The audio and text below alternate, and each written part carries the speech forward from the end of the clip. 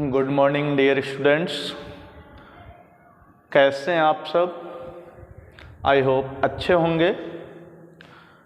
स्वागत है आपका अपने YouTube channel biology with Harikesh में। आइए, आज का हमारा टॉपिक है शुक्राणुओं का निर्माण या शुक्र जनन, स्पर्मेटोजेनेसिस। स्पर्मेटोजेनेसिस क्या है, स्पर्म का निर्माण कैसे होता है, कौन कौन सी अवस्थाएं इसमें संपन्न होती हैं, आइए देखते हैं।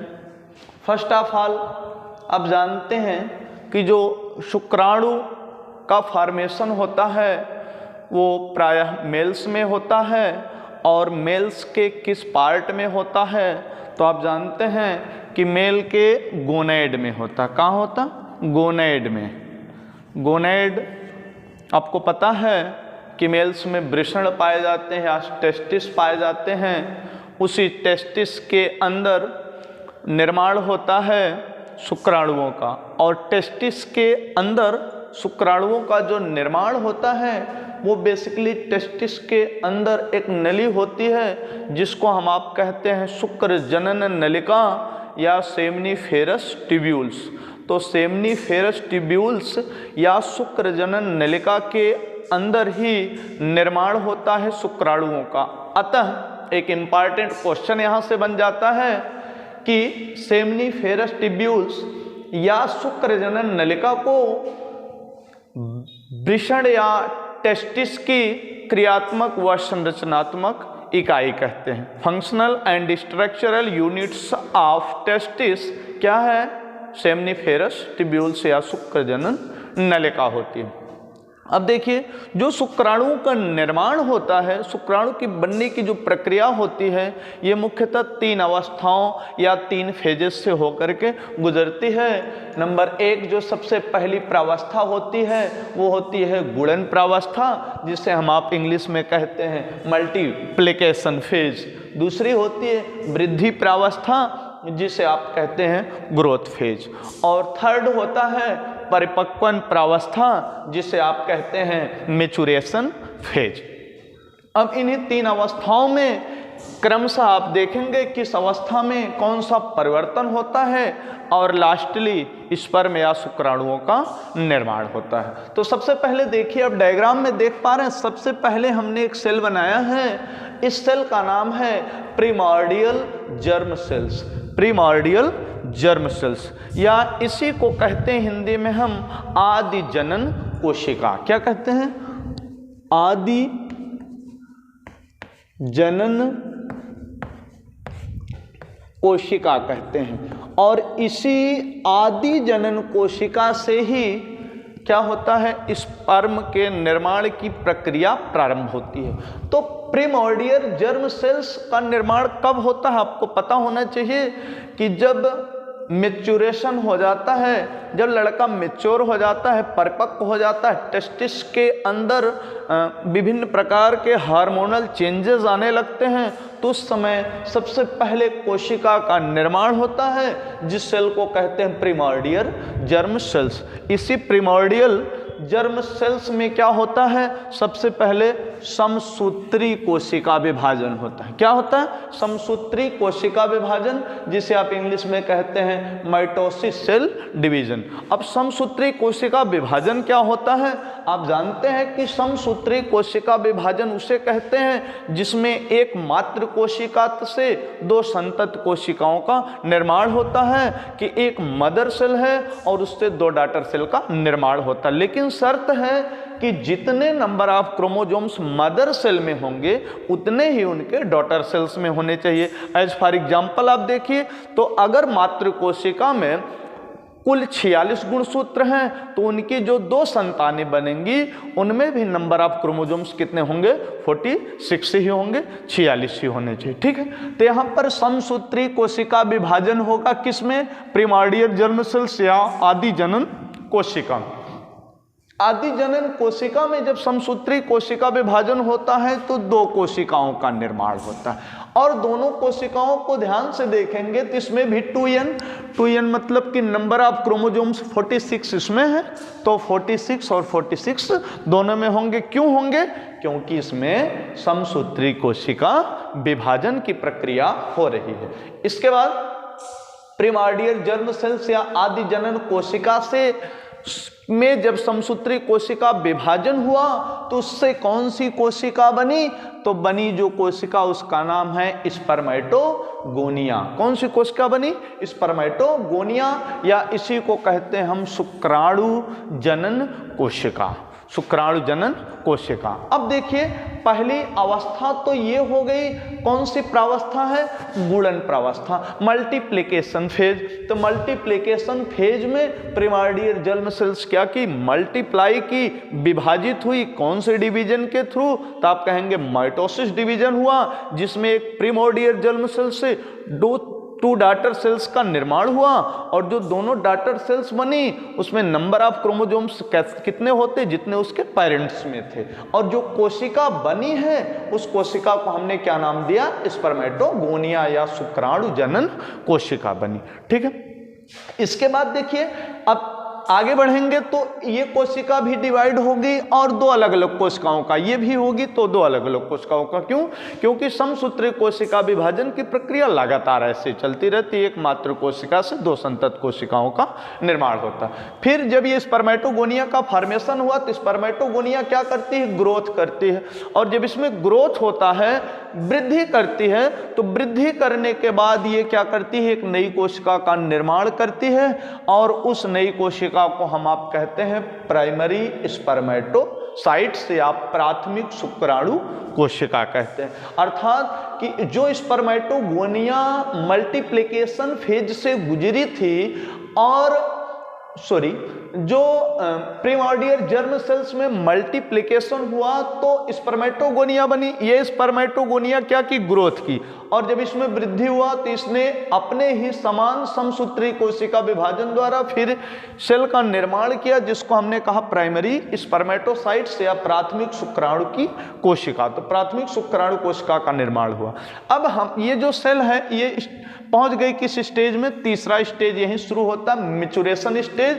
अब देखिए जो ग्रोथ फेज था, इसके बाद तीसरी अवस्था आ गई क्या? Maturation stage. मैच्योरेशन स्टेज में सबसे पहले क्या होता है? मियोसिस डिवीजन होता है, और इसमें मियोसिस फर्स्ट होता है। मियोसिस फर्स्ट को हिंदी में कहते हैं अर्धसूत्री कोशिका विभाजन, अर्धसूत्री प्रथम।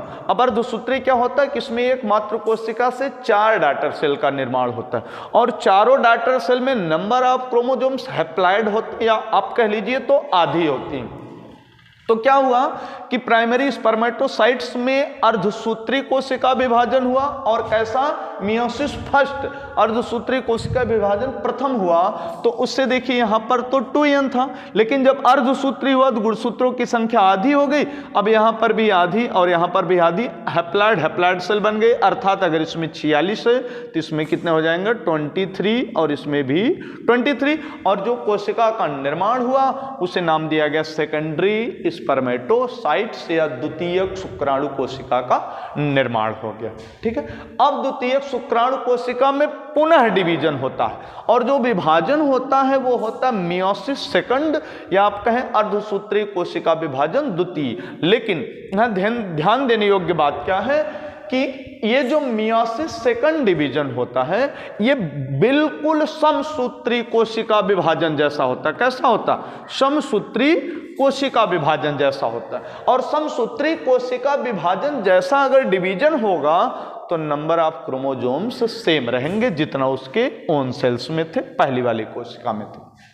अब फिर सेकेंडरी स्पर्मेटोसाइट्स या द्वितीयक शुक्राणु कोशिका में पुनः होता है मियोसिस सेकंड या अर्धसूत्री कोशिका विभाजन द्वितीय, लेकिन वो समसूत्री कोशिका विभाजन के जैसा होता, माइटोसिस सेल डिवीजन जैसा होता। तो इससे बनने वाली, देखिए ये हुआ तो दो कोशिकाओं का निर्माण हुआ, और जो दोनों कोशिकाएं बनी ना उसे नाम दिया स्पर्मेटिड्स या शुक्राणु पूर्व कहा गया। क्या कहा गया? स्पर्मेटिड्स या शुक्राणु पूर्व कहा गया। एक पॉइंट यहाँ नोट करिएगा, ये जो स्पर्मेटिड्स बने हैं ना, ये बेसिकली जो स्पर्मेटिड्स का निर्माण हुआ है, ये स्पर्मेटिड्स कैसे होते हैं, तो नॉन मोटाइल होते हैं। कैसे होते हैं? नॉन मोटाइल होते हैं। और नॉन मोटाइल आप कह लें तो नॉन मोटाइल मतलब होते हैं कि यह गमन नहीं कर सकता, गतिशील नहीं होता है। और कैसा होता है? और भारी या बड़ा होता है, भारी होता है और गमन नहीं कर सकता। पुनः ये जो स्पर्मेटिड्स बने हैं, आफ्टर सम टाइम्स, कुछ समय बाद इनमें मॉडिफिकेशन होता है और जो चेंजेस होती ना, उस प्रक्रिया को कहते हैं स्पर्मियोजेनेसिस, शुक्र कायांतरण। अर्थात इस शुक्र पूर्व कोशिका के अंदर एक प्रक्रिया और होती है शुक्राणु पूर्व कोशिका में, अर्थात स्पर्मेटिड्स में।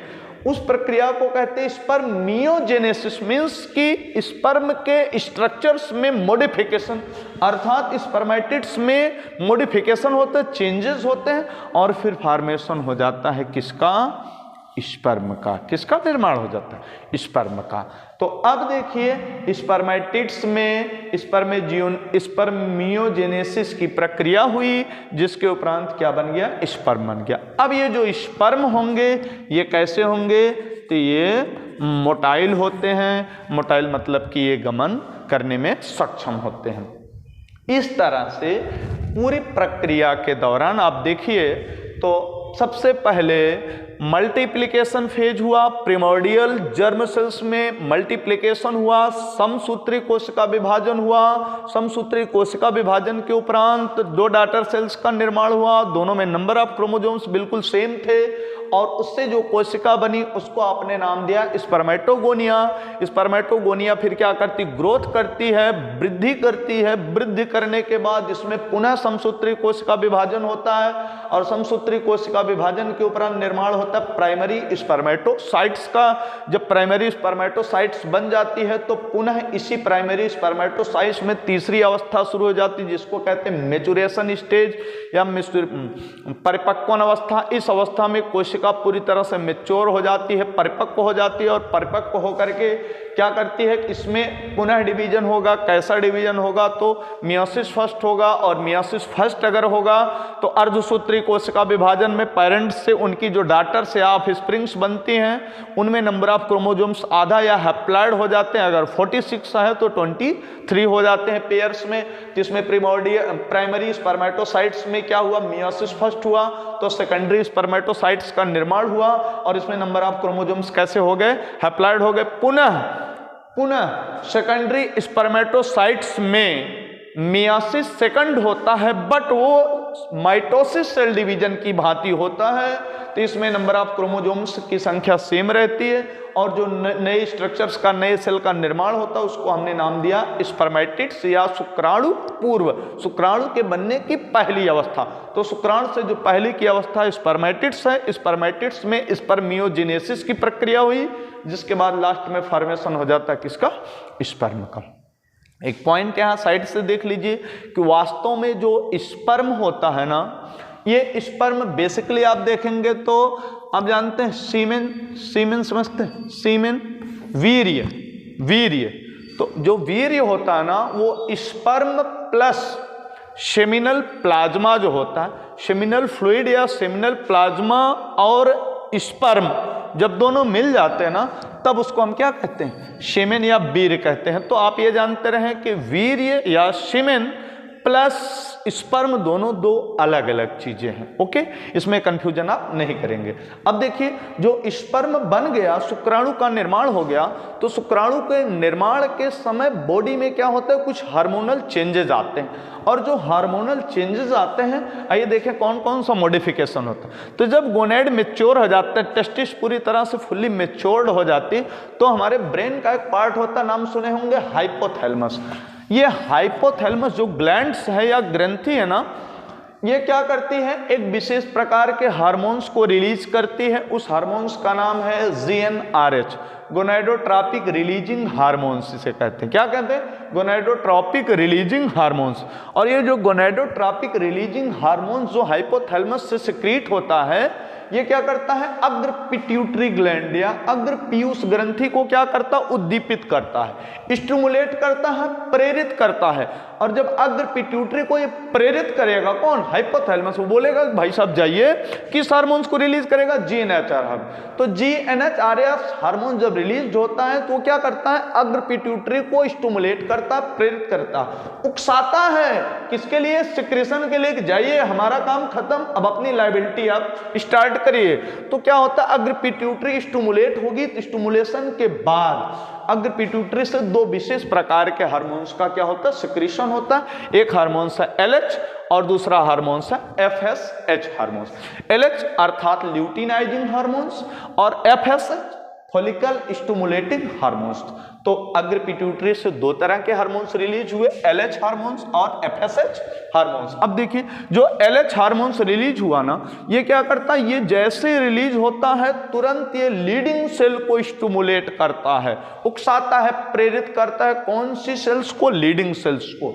और ये लीडिंग सेल्स कहाँ पाई जाती हैं? तो ये पाई जाती है हमारे टेस्टिस या वृषण के अंदर। तो वृषण के अंदर होती है क्या? Leydig cells. इस लीडिंग सेल्स को स्टिमुलेट करता है, प्रेरित करता कौन? LH hormones. और जब ये एक्टिव हो जाती है ना, तो एक हार्मोन्स का सिक्रीशन करती है और उस हार्मोन्स को क्या कहते हैं? एंड्रोजन। क्या बोलते हैं? Androgen hormones. और ये एंड्रोजन क्या करता है? ये हार्मोन्स शुक्र जनन की क्रिया को प्रेरित करता है, अर्थात कि यह बताता है कि अब फॉर्मेशन ऑफ स्पर्म होना चाहिए। ओके, दूसरा आ जाइए। जो दूसरा हार्मोन्स है FSH, फॉलिकल स्टिमुलेटिंग हार्मोन्स। ये फॉलिकल स्टिमुलेटिंग हार्मोन्स क्या करता है? ये स्टिमुलेट करता है किसे? तो करेगा सर्टोली सेल को। किसे? सर्टोली सेल्स को स्टिमुलेट करता। और ये सर्टोली सेल्स क्या करेगी? जब ये एक्टिव हो जाएगी तो ये कुछ विशेष प्रकार के कारकों या फैक्टर्स को रिलीज करती है। और कुछ जो फैक्टर्स रिलीज होते हैं ना, वो एक क्रिया को प्रेरित करते हैं। किस क्रिया को? तो स्पर्मियोजेनेसिस। कौन सी क्रिया? स्पर्मियोजेनेसिस। और इसी स्पर्मियोजेनेसिस की क्रिया को हिंदी में कहते हैं शुक्र कायांतरण। अभी लेक्चर में मैंने यहाँ देखिए बताया आपको कि जब स्पर्मेटिड्स बन जाता है तो स्पर्मियोजेनेसिस की प्रक्रिया होती है। और कौन से हार्मोन्स की उपस्थिति में? तो आप जानिए कि कौन सी सेल इसको स्टिमुलेट करती है? तो सेल ऑफ सर्टोली, सर्टोली की कोशिकाएं। एक चीज और क्वेश्चन यहाँ बनता है, ये जो सर्टोली की कोशिकाएं होती ना, ये स्पर्म को क्या करती? न्यूट्रिशन देने का कार्य करती। क्या करती? पोषण देने का कार्य करती। तो मेडिकल में पूछा गया क्वेश्चन है, इंपॉर्टेंट है एग्जाम के दृष्टिकोण से, कि सर्टोली की कोशिकाओं का बेसिकली वर्क क्या है? तो आप कहेंगे स्पर्म को, शुक्राणु को न्यूट्रिशन प्रोवाइड करने का कार्य करती हैं। फिर स्पर्मियोजेनेसिस की प्रक्रिया होती है और उस स्पर्मियोजेनेसिस की प्रक्रिया को कंट्रोल करने का काम कौन करता है? सर्टोली सेल द्वारा रिलीज होने वाला फैक्टर। ओके, तो इतना लेक्चर रहा स्पर्मेटोजेनेसिस की प्रक्रिया में। कोई डाउट हो कहीं से तो आप कमेंट बॉक्स में कमेंट करिएगा, बाकी आप स्क्रीनशॉट ले सकते हैं अपने नॉलेज के लिए।